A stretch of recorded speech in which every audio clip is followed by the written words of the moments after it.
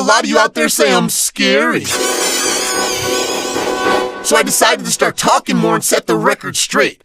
I've been living up here on the internet for years while you guys have been clicking away and making me say Klasky Chupo literally millions of times.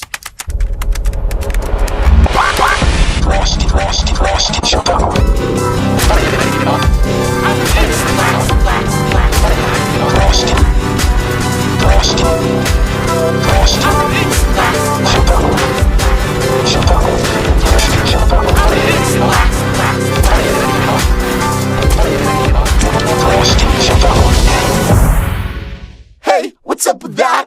I mean, how many times can you say the same two words, those weird names? One's Hungarian and the other's Polish. Together they sound Hungolish. Some people think Klasky Chupo are my parents. They're not. Wow, if you met them, you'd see I'm much better looking. My real dad's an ink bottle. His name's Sergey. He never told me, but I'm sure he's a Russian spy. My mom, her name's Blossom. She's a scissors. I get my style and good looks from her. Here's another fact. I'm not a robot. I'm a splat. In fact, that's my name. S-P-L-A-A-T. So I'm announcing to the world, I'm an ink splat, and I'm back.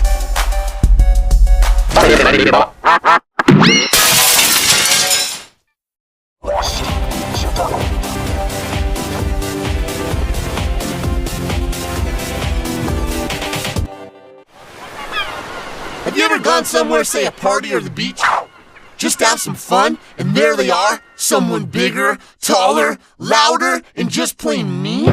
They're called bullies. You can meet them anywhere, anytime, any day of the week. You might want to tell them off like buzz off, Bob, chillax, Max, or get out of my face, Ace. But don't, cause yo, I'm here to tell you that approach never works. So here's my advice. Go home, pick up a pencil and paper, or just go to your computer and write a letter or email that goes like this. Hey, you dumb sleazy rock for a brain loser. I hope aliens come down and shoot lasers at your pants. After you let the hot air out of your balloon, take that paper, rip it up, or just push that delete button and send that email to oblivion. Then take a deep breath and just say to yourself, hey, I just avoided being crushed by that meteor with a rock for a brain. I'm brilliant. I'm back. Oh yeah. Feel that? I'm back.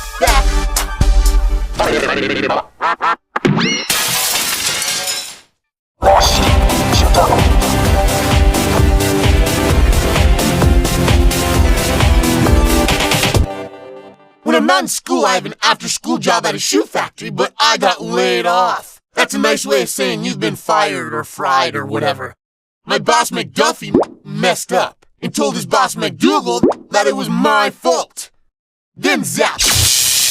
I'm out of a job. I put shoelaces through holes in tennis shoes. My boss McDuffie forgot to order enough laces, so 100 shoes were shipped to stores without laces. Instead of my boss McDuffie taking the blame, he told his boss McDougal that I was slow and sent the shoes off without laces. So I thought, should I tell my boss he's a liar? Should I tell his boss McDougal the truth? So I did what any non-wimp would do. I snuck into my boss's office and found the order slip to prove that he didn't order enough shoelaces. Then I sent the proof to the big boss McDougal, and McDuffie got fired. McDougal gave me McDuffie's old job, and I got his desk by the window. Then I felt bad and hired McDuffie to do my old job, tying shoelaces and sneakers. That didn't work out too well. McDuffie got me fired again. What's the lesson here? I don't know. See ya.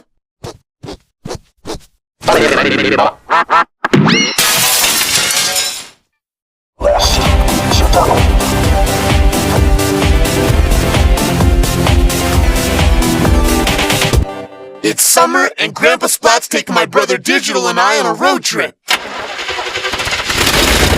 He says we can't bring cell phones, iPods, or laptops. We're going into exile. Grandpa thinks too much technology will suck kids' brains out. I reminded him I'm 16, old enough to have my driver's license, and if I want to have my brain sucked out, it's legal. He wasn't having it, not on his road trip. We took off at a snail's pace with Grandpa at the wheel, and everyone was honking at us.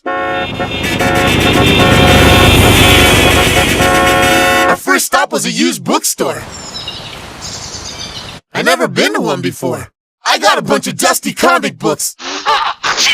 Digital got ripped up skateboard magazines.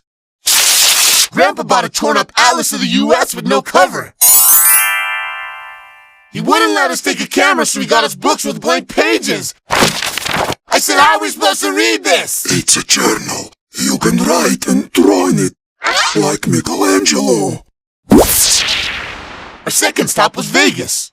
Digital and I stood at the edge of the casino watching Grandpa. He lost all his quarters in a slot machine, so instead of sleeping in a hotel, we got downgraded to a motel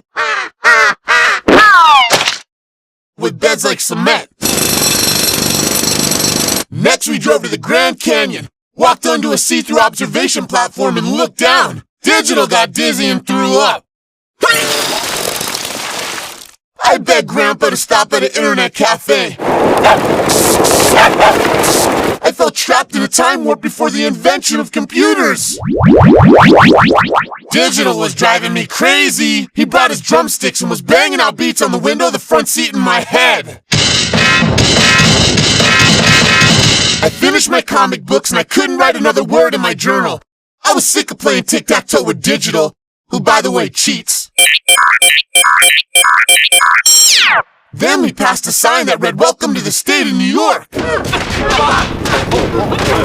Julian, Digital, stop punching and kicking each other. We're going to the Big Apple. Digital and I were psyched. We climbed the Statue of Liberty and rode a subway.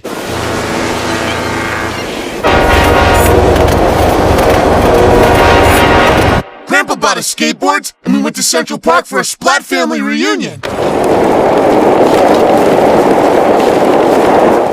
I met a whole bunch of cousins that look like me. It was awesome. Grandpa sold his Lincoln, and we flew home back to the future.